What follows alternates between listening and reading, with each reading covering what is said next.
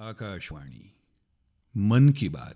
माननीय पंतप्रधान श्री नरेंद्र मोदी यांनी देशवासियांशी साधलेल्या संवादाचा मराठी अनुवाद आता प्रसारित करीत आहोत. माझ्या प्रिय देशवासियांनो, नमस्कार. यावेळी जेव्हा मी मन की बातसाठी आलेली पत्र, टिप्पण्या, सूचना तसंच मिळालेली वेगवेगळी माहिती यावर नजर टाकत होतो, तेव्हा बऱ्याच लोकांनी एका महत्त्वाच्या गोष्टीची आठवण केली. माय गव्हवर आर्यन श्री, तसंच बंगलोर येथील अनुपराव, नोएडाचे देवेश, ठाणे येथील सुजित हे सर्वजण म्हणाले, मोदीजी, यावेळी मन की बातचा 75वा भाग आहे, याबद्दल आपलं अभिनंदन. मी आपल्याला खूप खूप धन्यवाद देतो. आपण खूप बारकाईनं लक्ष ठेवलं आहे आणि मन की बातचं अनुसरण केलं आहे. आपण मन की बातशी जोडलेले आहात, ही माझ्यासाठी अभिमानाची गोष्ट आहे, आनंदाची गोष्ट आहे. माझ्याकडून आपल्याला धन्यवाद आहेतच. मी मन की बातच्या सर्व श्रोत्यांचे आभार मानतो, कारण आपल्या सोबतीशिवाय हा प्रवास शक्य नव्हता. असं वाटतंय जणू ही अगदी आत्ताची गोष्ट आहे, जेव्हा आपण सर्वांनी एकत्रितपणे हा वैचारिक प्रवास सुरू केला होता. तेव्हा 3 ऑक्टोबर 2014ला विजयादशमी हा पवित्र सण होता आणि योगायोग पहा, आज होलिका दहन आहे. दिव्याने व्हावा दुसरा दिवा प्रज्वलित, आपले राष्ट्र व्हावे उज्ज्वल प्रकाशित, याच भावनेनं आपण हा मार्ग चालतो आहोत. आपण देशाच्या कानाकोपऱ्यातील लोकांशी बोललो, त्यांच्या विलक्षण कामांबद्दल जाणून घेतलं. आपल्यालाही अनुभव आला असेल की देशाच्या दूरदूरच्या कोपऱ्यातही किती अभूतपूर्व क्षमता दडलेली आहे. भारतमातेच्या कुशीत कशी कशी रत्न घडत आहेत. हा समाजाकडे बघण्याचा, समाजाला जाणून घेण्याचा, समाजाचं सामर्थ्य ओळखण्याचा माझ्यासाठी देखील एक अद्भुत अनुभव होता. या 75 भागांमध्ये आपण किती किती विषय घेतले.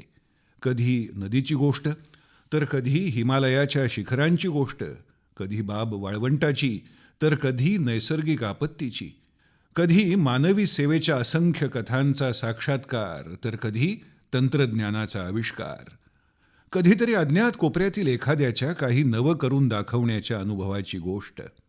आता आपणच पहा ना, ती स्वच्छतेची गोष्ट असेल, आपला वारसा जतन करण्याची चर्चा असेल, एवढंच नव्हे, खेळणी बनवण्याची गोष्ट असेल, काय काय नव्हतं त्यात. आपण ज्या विषयांना स्पर्श केला ते सुद्धा असंख्य आहेत. या काळात आपण वेळोवेळी थोर व्यक्तींना श्रद्धांजली वाहिली. ज्यांनी भारत घडवण्यात अतुलनीय योगदान दिलं आहे त्यांच्याविषयी जाणून घेतलं. आपण बऱ्याच जागतिक मुद्द्यांवर देखील बोललो आहोत. त्यांच्याकडून प्रेरणा घेण्याचा प्रयत्न केला आहे. आपण मला बऱ्याच गोष्टी सांगितल्या, अनेक कल्पना दिल्या. एक प्रकारे ह्या विचार प्रवासात आपण सोबतीनं चाललो, एकमेकांशी जोडले गेलो, काही नवीनही जोडत राहिलो. मी आज या 75व्या पर्वाच्या वेळी सर्वप्रथम प्रत्येक श्रोत्याचे मन की बात यशस्वी करण्यासाठी, समृद्ध करण्यासाठी आणि ह्या कार्यक्रमाशी जोडून राहण्यासाठी अनेक अनेक आभार मानतो. माझ्या प्रिय देशवासियांनो, किती सुखद योगायोग आहे ते पहा. आज मला 75व्या मन की बातमध्ये बोलण्याची संधी आणि हा महिना स्वातंत्र्याची 75 वर्ष, अमृत महोत्सव सुरू होणारा महिना. अमृत महोत्सव दांडी यात्रेच्या दिवशी सुरू झाला आणि 15 ऑगस्ट 2023 पर्यंत चालेल. संपूर्ण देशभरात अमृत महोत्सवाशी संबंधित कार्यक्रम सतत होत आहेत. वेगवेगळ्या ठिकाणाहून या कार्यक्रमाची छायाचित्र, माहिती लोक शेअर करत आहेत, पाठवत आहेत. नमो ॲपवरही अशाच काही छायाचित्रांसमवेत झारखंडच्या नवीन यांनी मला एक निरोप पाठवला आहे. त्यांनी लिहिलं आहे की अमृत महोत्सवाचे कार्यक्रम पाहिले आणि ठरवलं की स्वातंत्र्य लढ्याशी संबंधित असलेल्या किमान 10 ठिकाणांना भेट द्यायची. त्यांच्या यादीतलं पहिलं नाव भगवान बिरसा मुंडा यांच्या जन्मस्थळाचं आहे. नवीन यांनी लिहिलं आहे की झारखंडमधील आदिवासी स्वातंत्र्य सैनिकांच्या कथा ते देशाच्या इतर भागात घेऊन जातील. नवीन दादा, तुमच्या या विचारसरणीबद्दल मी तुमचं अभिनंदन करतो. मित्रांनो, एखाद्या स्वातंत्र्य सैनिकाच्या संघर्षाची गाथा म्हणा, एखाद्या जागेचा इतिहास म्हणा, देशाची एखादी सांस्कृतिक कथा म्हणा, अमृत महोत्सवाच्या दरम्यान आपण ते देशासमोर, देशवासियांच्या समोर आणू शकता. ह्या गोष्टींचा देशवासियांशी संपर्क होण्याचं साधन बनू शकता. आपल्याला दिसेल की बघता बघता अमृत महोत्सव अशा बऱ्याच प्रेरणादायक अमृत बिंदूंनी भरून जाईल आणि मग अशी अमृतधारा वाहू लागेल जी आपल्याला भारताच्या स्वातंत्र्याला 100 वर्ष झाली तरी प्रेरणा देत राहील, देशाला एका नवीन उंचीवर नेईल, काही ना काही करण्याचा उत्साह निर्माण करेल. स्वातंत्र्याच्या लढाईत आपल्या स्वातंत्र्य सैनिकांनी अतोनात कष्ट सहन केले, कारण देशासाठी त्याग करणं, बलिदान देणं हे आपलं कर्तव्य आहे असं ते मानत असत. त्यांच्या त्याग आणि बलिदानाच्या अमर कहाण्या आपल्याला आता सदैव कर्तव्याच्या मार्गाने जाण्यासाठी प्रेरित करत राहोत. आणि जसं भगवान श्रीकृष्णांनी गीतेमध्ये म्हटलं आहे, नियतं कुरु कर्म त्वं कर्म ज्यायो ह्यकर्मणः, त्याप्रमाणे त्याच भावनेने आपण सर्वजण आपल्या नियत कर्तव्यांचं पूर्ण निष्ठेनं पालन करूया. आणि स्वातंत्र्याच्या अमृत महोत्सवाचा अर्थ हाच आहे की आपण काहीतरी नवीन संकल्प करूया. ते संकल्प पूर्ण करण्यासाठी संपूर्ण शक्तीनिशी प्रयत्न करूया. संकल्प असा असावा जो समाजाच्या हिताचा असेल, देशाच्या भल्याचा असेल आणि भारताच्या उज्ज्वल भविष्यासाठी असेल. संकल्प असा असावा ज्यामध्ये माझी स्वतःची काही जबाबदारी असेल, माझं कर्तव्य त्याच्याशी जोडलेलं असेल. माझा विश्वास आहे की गीता प्रत्यक्षात जगण्याची ही सुवर्ण संधीच आपल्याला मिळाली आहे. माझ्या प्रिय देशवासियांनो, मागील वर्षी हाच मार्च महिना होता जेव्हा देशानं जनता कर्फ्यू हा शब्द प्रथमच ऐकला होता. पण ह्या महान देशाच्या, महान प्रजेच्या महान सामर्थ्याचा अनुभव पहा. जनता कर्फ्यू संपूर्ण जगासाठी एक आश्चर्य ठरला. शिस्तीचं हे एक अभूतपूर्व उदाहरण होतं. येणाऱ्या अनेक पिढ्या या गोष्टीचा नक्कीच अभिमान बाळगतील. त्याचप्रमाणे आमच्या कोरोना योद्ध्यांविषयी सन्मान, आदर, थाळ्या वाजवणं, टाळ्या वाजवणं, दिवा लावणं, आपल्याला कल्पना नाही हे सगळं कोरोना योद्ध्यांच्या हृदयाला किती स्पर्शून गेलं. आणि तेच कारण आहे की पूर्ण वर्षभर ते न थकता न थांबता चिकाटीनं काम करत राहिले. देशातील प्रत्येक नागरिकाचा जीव वाचवण्यासाठी पूर्ण शक्तीनिशी लढत राहिले. गेल्या वर्षी यावेळी प्रश्न होता की कोरोनाची लस कधी येणार. मित्रांनो, आपल्या सर्वांसाठी ही अभिमानाची बाब आहे की आज भारतात जगातील सर्वात मोठा लसीकरण कार्यक्रम चालवला जात आहे. लसीकरण कार्यक्रमाच्या छायाचित्रांबद्दल भुवनेश्वरच्या पुष्पा शुक्ला यांनी मला लिहिलं आहे. त्या म्हणतात की घरातील वडील माणसं लसीबद्दल जो उत्साह दाखवत आहेत त्याविषयी मी मन की बातमध्ये बोलावं. मित्रांनो, बरोबरच आहे. देशाच्या कानाकोपऱ्यातून आपण अशा बातम्या ऐकत आहोत, छायाचित्र पाहत आहोत जी आपल्या अंतःकरणाला स्पर्श करत आहेत. उत्तर प्रदेशच्या जौनपूरमधील 109 वर्षाच्या वयोवृद्ध माता राम दुलैया यांनी लस घेतली आहे. त्याचप्रमाणे दिल्लीमध्ये देखील 107 वर्ष वयाच्या केवल कृष्णजी यांनी पण लसीचा एक डोस घेतला आहे. हैदराबादमध्ये 100 वर्षांच्या जय चौधरीजी यांनी लस घेतली आणि इतर सर्वांनाही लस अवश्य घेण्याचं आवाहन केलं. मी ट्विटर, फेसबुक पाहतो आहे की कसे लोक त्यांच्या घरातील वडीलधाऱ्यांचे लस घेतल्यानंतरचे फोटो अपलोड करीत आहेत. केरळमधील एक तरुण आनंदन नायर यांनी तर त्याला एक नवीन नाव दिलं आहे, लस सेवा. असेच संदेश दिल्लीहून शिवानी, हिमाचल येथील हिमांशू आणि इतर अनेक तरुणांनीही पाठवले आहेत. मी आपणा सर्व श्रोत्यांच्या विचारांचं कौतुक करतो. ह्या सगळ्या दरम्यान कोरोनाशी लढा देण्याचा मंत्र पण नक्की लक्षात ठेवा, दवाई भी कडाई भी.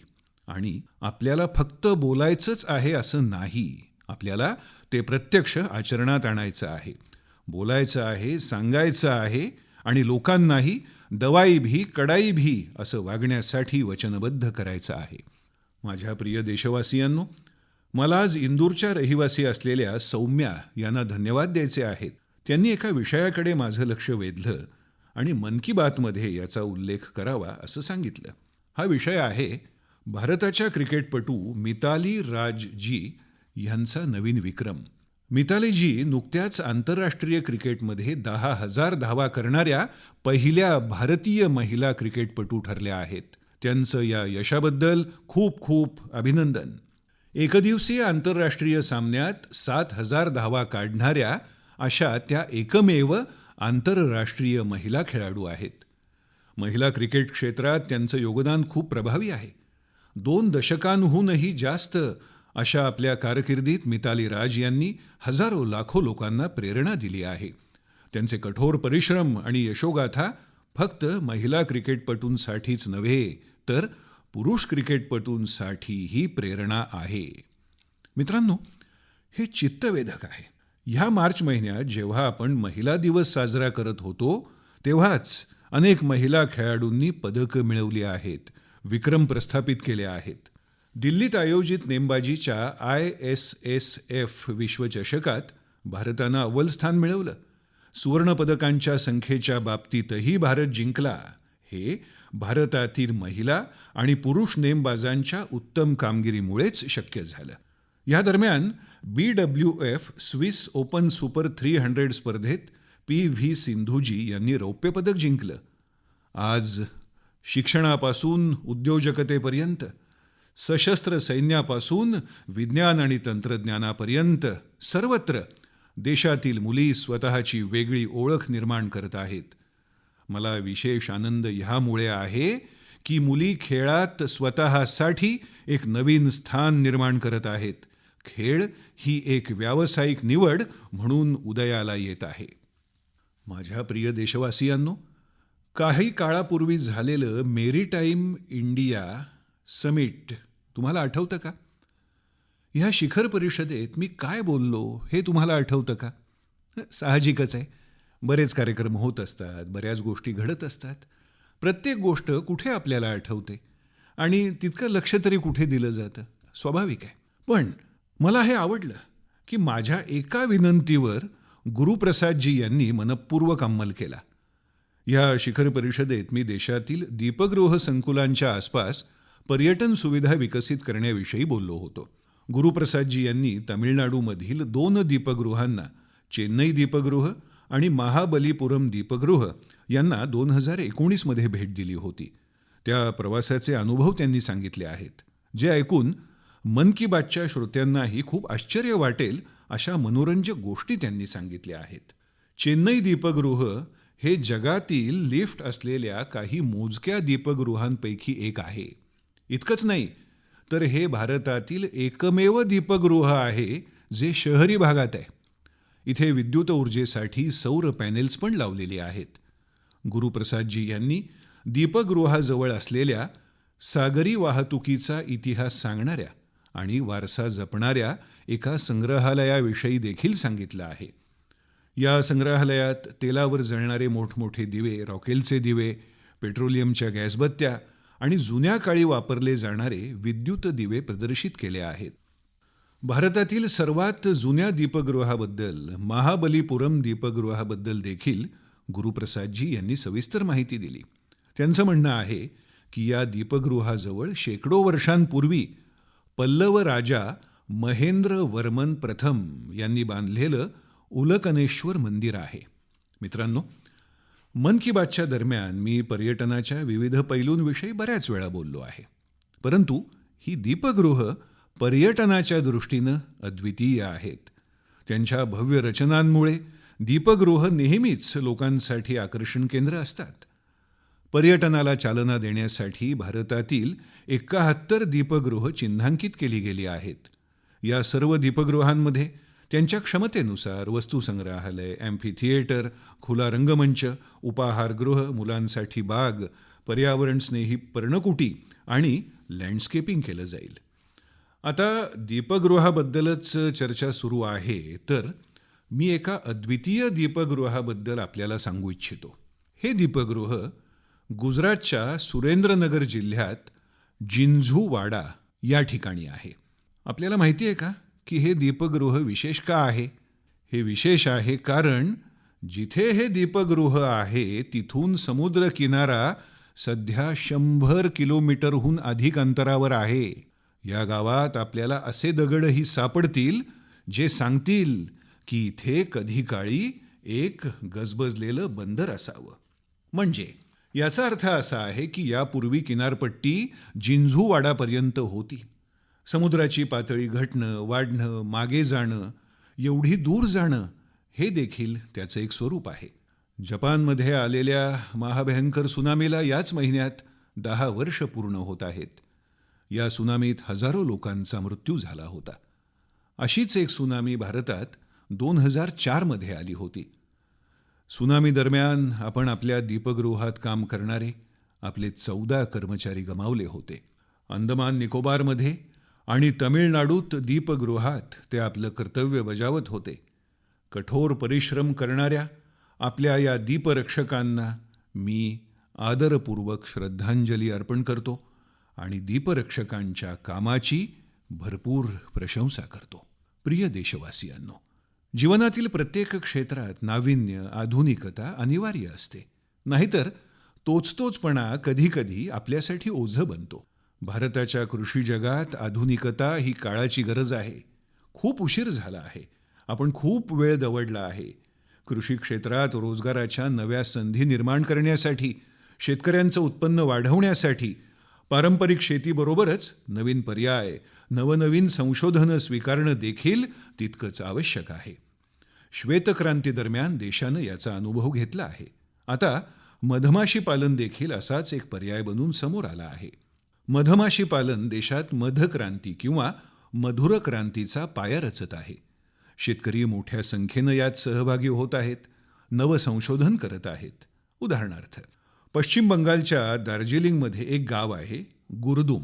उंच पर्वत, भौगोलिक अडचणी, मात्र इथल्या लोकांनी मधमाशी पालनाचं काम सुरू केलं आणि आज या ठिकाणी तयार होणाऱ्या मधाला चांगली मागणी आहे. यामुळे शेतकऱ्यांचं उत्पन्न देखील वाढत आहे. पश्चिम बंगालच्या सुंदरबन परिसरातील नैसर्गिक सेंद्रिय मधाला देशविदेशात मागणी आहे. माझा असाच एक वैयक्तिक अनुभव गुजरातमधील आहे. गुजरातच्या बनासकांठा इथं 2016 मध्ये एक कार्यक्रम आयोजित करण्यात आला होता. त्या कार्यक्रमात मी लोकांना सांगितलं की इथे इतक्या क्षमता आहेत, तर बनासकांठा आणि आपल्याकडचे शेतकरी यांनी मधुर क्रांतीचा नवीन अध्याय लिहिला तर आपल्याला हे ऐकून आनंद होईल. एवढ्या कमी वेळेत बनासकांठा मध उत्पादनाचं प्रमुख केंद्र बनलं आहे. आज बनासकांठाचे शेतकरी मध निर्मितीतून वर्षाला लाखो रुपये कमवत आहेत. असंच एक उदाहरण हरियाणाच्या यमुनानगरचं देखील आहे. यमुनानगरमध्ये शेतकरी मधमाशी पालन करून वर्षाला 100 टन मध तयार करत आहेत. आपलं उत्पन्न वाढवत आहेत. शेतकऱ्यांच्या या मेहनतीचा परिणाम म्हणजे देशात मधाचं उत्पादन सातत्यानं वाढत आहे आणि वर्षाला अंदाजे 1.25 लाख टनावर पोहोचला आहे. यापैकी मोठ्या प्रमाणात मध परदेशात निर्यात देखील केला जात आहे.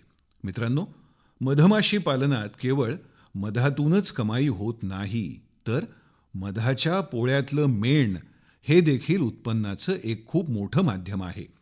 औषध निर्मिती उद्योग, खाद्यपदार्थ उद्योग, वस्त्रोद्योग आणि कॉस्मेटिक उद्योग, प्रत्येक ठिकाणी या मेणाला मागणी आहे. आपला देश सध्या या मेणाची आयात करतो. मात्र आपले शेतकरी आता वेगानं ही परिस्थिती बदलत आहेत. म्हणजेच एक प्रकारे आत्मनिर्भर भारत अभियानात मदत करत आहेत. आज तर संपूर्ण जग आयुर्वेद आणि नैसर्गिक आरोग्य उत्पादनांकडे वळत आहे. या पार्श्वभूमीवर मधाची मागणी आणखी वेगानं वाढत आहे. माझी इच्छा आहे की देशातल्या जास्तीत जास्त शेतकऱ्यांनी आपल्या शेतीबरोबरच मधमाशी पालन देखील करावं. यामुळे शेतकऱ्यांचं उत्पन्न देखील वाढेल आणि त्यांचं जीवन देखील सुमधुर होईल. माझ्या प्रिय देशबांधवांनो, आता काही दिवसांपूर्वी जागतिक चिमणी दिन साजरा करण्यात आला. स्पॅरो म्हणजे चिमणी. काही याला चकली म्हणतात, काही चिमणी म्हणतात, काही घाण चिरिका म्हणतात. पूर्वी आपल्या घरांच्या भिंतीवर, आजूबाजूच्या झाडांवर चिमण्यांचा चिवचिवाट सुरू असायचा. मात्र आता लोक चिमण्यांची आठवण काढताना म्हणतात, खूप वर्षांपूर्वी चिमण्यांना शेवटचं पाहिलं होतं. आज त्यांना वाचवण्यासाठी आपल्याला प्रयत्न करावे लागत आहेत. माझ्या बनारसचे एक मित्र इंद्रपाल सिंह बत्रा यांनी असं काम केलं आहे जे मी मन की बातच्या श्रोत्यांना जरूर सांगू इच्छितो. बत्रा यांनी आपल्या घरालाच चिमण्यांचं घर बनवलंय. त्यांनी आपल्या घरात लाकडाची अशी घरटी बनवली आहेत ज्यात चिमण्या आरामात राहू शकतील. आज बनारसमधली अनेक घरं या अभियानाशी जोडली गेली आहेत. यामुळे घरांमध्ये एक अद्भुत नैसर्गिक वातावरण देखील निर्माण झालं आहे. मला वाटतं निसर्ग, पर्यावरण, प्राणी, पक्षी ज्यांच्यासाठी म्हणून शक्य आहे, कमी अधिक प्रयत्न आपण देखील करायला हवेत. असेच एक मित्र आहेत बिजय कुमार काबी. बिजय हे ओदिशाच्या केंद्रपाडा इथले रहिवासी आहेत. केंद्रपाडा समुद्रकिनारी आहे. म्हणूनच या जिल्ह्यातील अनेक गावं अशी आहेत ज्यांना समुद्राच्या उंच लाटा आणि चक्रीवादळाचा कायम धोका असतो. यामुळे अनेकदा मोठ्या प्रमाणात नुकसान देखील होतं. बिजय यांना जाणवलं की जर या नैसर्गिक आपत्तीला कोणी रोखू शकत असेल तर तो निसर्गच रोखू शकतो. मग काय, बिजय यांनी बडाकोट गावातून आपल्या मोहिमेला सुरुवात केली. त्यांनी 12 वर्ष, मित्रांनो, 12 वर्ष मेहनत करून गावाबाहेर समुद्राजवळ 25 एकरचं कांदळवन उभं केलं. आज हे जंगल गावाचं संरक्षण करत आहे. असंच काम ओदिशाच्याच पारादीप जिल्ह्यातले एक इंजिनियर अमरेश सामंत यांनी केलं आहे. अमरेश यांनी छोटी छोटी जंगलं उभारली आहेत ज्यामुळे आज अनेक गावांचा बचाव होत आहे. मित्रांनो, अशा प्रकारच्या कामांमध्ये जर आपण समाजाला सहभागी करून घेतलं तर मोठे परिणाम दिसून येतात. जसं तामिळनाडूच्या कोइंबतूरमध्ये बस कंडक्टरचं काम करणारे मरीमुथू योगनाथन आहेत. योगनाथन हे आपल्या बसमधील प्रवाशांना तिकीट देतात तेव्हा त्याबरोबर एक रोपटं देखील मोफत देतात. अशा प्रकारे योगनाथन यांनी कितीतरी झाडं लावली आहेत. योगनाथन आपल्या वेतनाचा मोठा हिस्सा याच कामावर खर्च करत आले आहेत. आता हे ऐकल्यानंतर असा कोणता नागरिक असेल जो मरीमुथू योगनाथन यांच्या कामाची प्रशंसा करणार नाही. त्यांच्या या प्रेरणादायी कार्यासाठी मी मनापासून त्यांच्या या प्रयत्नांचं खूप अभिनंदन करतो. माझ्या प्रिय देशबांधवांनो, वेस्टपासून वेल्थ म्हणजेच कचऱ्यापासून सोनं बनवण्याबाबत आपण सर्वांनी पाहिलं देखील आहे, ऐकलं देखील आहे आणि आपणही इतरांना सांगत असतो. काहीसं अशाच प्रकारे कचऱ्याला मौल्यवान बनवण्याचं काम केलं जात आहे. असंच एक उदाहरण केरळच्या कोच्चीमधील सेंट टेरेसा महाविद्यालयाचं आहे. मला आठवतंय की 2017 मध्ये मी या महाविद्यालयाच्या संकुलात पुस्तक वाचनावरील एका कार्यक्रमात सहभागी झालो होतो. या महाविद्यालयाचे विद्यार्थी पुनर्वापर करता येईल अशी खेळणी सर्जनशील पद्धतीनं बनवत आहेत. हे विद्यार्थी जुने कपडे, टाकण्यात आलेले लाकडाचे तुकडे, बॅग आणि बॉक्सेस यांचा वापर खेळणी बनवण्यासाठी करत आहेत. काही विद्यार्थी कोडी तयार करत आहेत तर काही कार आणि रेल्वे गाडी बनवत आहेत. इथे ह्या गोष्टीवर विशेष लक्ष दिलं जातं की खेळणी सुरक्षित असण्याबरोबरच मुलांना खेळता येतील अशी असतील. आणि या संपूर्ण प्रयत्नांमध्ये एक चांगली गोष्ट ही आहे की ही खेळणी अंगणवाडीतल्या मुलांना खेळण्यासाठी दिली जातात. आज जेव्हा भारत खेळणी उत्पादनात वेगानं पुढे जात असताना कचऱ्यातून मूल्य निर्मितीचं हे अभियान, हा अभिनव प्रयोग खूप महत्त्वाचा आहे. आंध्र प्रदेशच्या विजयवाडा इथं एक प्राध्यापक श्रीनिवास पदकांडला म्हणून आहेत. ते खूपच रंजक काम करत आहेत. त्यांनी ऑटोमोबाईल मेटल स्क्रॅपमधून शिल्प बनवली आहेत. त्यांनी बनवलेली ही शिल्प सार्वजनिक उद्यानांमध्ये बसवण्यात आली आहेत आणि लोक त्याकडे खूप उत्साहानं पाहत आहेत. इलेक्ट्रॉनिक आणि ऑटोमोबाईल कचऱ्याच्या पुनर्वापराचा हा एक अभिनव प्रयोग आहे. मी पुन्हा एकदा कोच्ची आणि विजयवाडाच्या या प्रयत्नांची प्रशंसा करतो आणि आशा करतो की अशा प्रयत्नांमध्ये आणखी लोक पुढे येतील. माझ्या प्रिय देशबांधवांनो, भारतीय लोक जगाच्या कानाकोपऱ्यात जिथे कुठे जातात तिथे अभिमानाने सांगतात की ते भारतीय आहेत. आपला योग, आयुर्वेद, दर्शन काय काय नाही आपल्याकडे ज्याचा आपल्याला अभिमान वाटतो, अभिमानाच्या गोष्टी करतो. त्याचबरोबर आपली स्थानिक भाषा, बोली, ओळख, पेहराव, खाणेपिणे याचाही आपण अभिमान बाळगतो. आपल्याला नवं हवं असतं आणि तेच तर जीवन असतं. मात्र त्याचबरोबर जुनं गमवायचं नाही. आपल्याला अतिशय परिश्रमपूर्वक आपल्या आजूबाजूला असलेल्या या सांस्कृतिक वारशाचं जतन करायचं आहे, नव्या पिढीपर्यंत पोचवायचं आहे. हेच काम आज आसाममध्ये राहणारे श्रीमान सिकारी टिस्सौ अतिशय मनापासून करत आहेत. कार्बी अँग्लाँग जिल्ह्यातले श्रीमान सिकारी टिस्सौ गेल्या 20 वर्षांपासून कार्बी भाषेचं दस्तऐवजीकरण करत आहेत. कोणे एकेकाळची एका युगातली कार्बी आदिवासी बंधुभगिनींची कार्बी भाषा आज मुख्य प्रवाहातून गायब होत आहे. श्रीमान सिकारी टिस्सौ यांनी हे ठरवलं होतं की आपली ही ओळख ते कायम राखतील आणि आज त्यांच्या प्रयत्नांमुळे कार्बी भाषेच्या बऱ्याच माहितीचं दस्तऐवजीकरण झालं आहे. या प्रयत्नांबद्दल त्यांचं अनेक ठिकाणी कौतुक देखील झालं आहे आणि पुरस्कार देखील मिळाला आहे. मन की बातच्या माध्यमातून श्रीमान सिकारी टिस्सौ यांचं मी अभिनंदन तर करत आहेच, मात्र देशाच्या अनेक भागात अशा प्रकारचे अनेक साधक असतील जे एक काम हाती घेऊन मेहनत करत असतील. त्या सर्वांचं देखील मी अभिनंदन करतो. माझ्या प्रिय देशबांधवांनो, कोणतीही नवी सुरुवात, नवा प्रारंभ नेहमीच खूप खास असतो. नवीन सुरुवातीचा अर्थ आहे नवीन शक्यता, नवीन प्रयत्न. नवीन प्रयत्नांचा अर्थ आहे नवी ऊर्जा आणि नवा जोश. हेच कारण आहे की विविध राज्य आणि क्षेत्रांमध्ये तसंच विविधतेनं नटलेल्या आपल्या संस्कृतीत कुठलीही सुरुवात उत्सव म्हणून साजरी करण्याची परंपरा आहे. आणि ही वेळ नवीन सुरुवात आणि नव्या उत्सवांच्या आगमनाची आहे. होळी देखील वसंत ऋतू हा उत्सव म्हणून साजरी करण्याची एक परंपरा आहे. ज्यावेळी आपण रंगांबरोबर होळी साजरी करत असतो त्यावेळी वसंत देखील आपल्या चहूबाजूला नवीन रंग पसरवत असतो.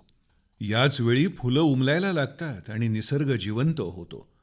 देशाच्या विविध भागात लवकरच नवीन वर्ष देखील साजरं केलं जाईल. मग ते उगादी असेल किंवा पुथंडू, गुढीपाडवा असेल किंवा मग बिहू नवरेह असेल किंवा पोईला बोईशाख असेल किंवा बैसाखी. संपूर्ण देश उमंग, उत्साह आणि नव्या आशेच्या रंगात रंगलेला दिसेल. याच काळात केरळमध्ये देखील सुंदर विशू उत्सव साजरा केला जातो. त्यानंतर लगेचच चैत्र नवरात्रीचं पवित्र पर्व देखील सुरू होईल. चैत्र महिन्याच्या 9व्या दिवशी आपल्याकडे रामनवमीचा सण असतो. भगवान रामाच्या जन्मोत्सवाबरोबरच न्याय आणि पराक्रमाच्या एका नव्या युगाची सुरुवात म्हणून देखील हा सण साजरा केला जातो. या काळात चोहोबाजूला उत्साहाबरोबरच भक्तिभावानं भारलेलं वातावरण असतं, जे लोकांना आणखी जवळ आणतं, त्यांना कुटुंब आणि समाजाशी जोडतं, परस्पर संबंध मजबूत करतं. या सणांच्या निमित्तानं मी सर्व देशवासियांना शुभेच्छा देतो. मित्रांनो, याच दरम्यान 4 एप्रिलला देश ईस्टर देखील साजरा करेल. ख्रिस्ताच्या पुनर्जीवनाचा उत्सव म्हणून ईस्टरचा सण साजरा केला जातो. प्रतिकात्मक दृष्ट्या सांगायचं तर ईस्टर आयुष्याच्या नवीन सुरुवातीशी निगडित आहे. ईस्टर आशा पुनर्जीवित होण्याचं प्रतीक आहे. या पवित्र आणि शुभ प्रसंगी मी केवळ भारतातील ख्रिस्ती समुदायाला नव्हे तर जगभरातील ख्रिस्ती बांधवांना देखील शुभेच्छा देतो. माझ्या प्रिय देशबांधवांनो, आज मन की बातमध्ये आपण अमृत महोत्सव आणि देशाप्रती आपल्या कर्तव्यांबाबत बोललो. आपण अन्य पर्व आणि सण उत्सवांबाबतही चर्चा केली. याच दरम्यान आणखी एक पर्व येणार आहे जे आपल्या घटनात्मक अधिकार आणि कर्तव्यांचं स्मरण करून देतं. ते आहे 14 एप्रिल, डॉक्टर बाबासाहेब आंबेडकर यांची जयंती. यावेळी अमृत महोत्सवमध्ये तर हा दिवस आणखी खास बनला आहे.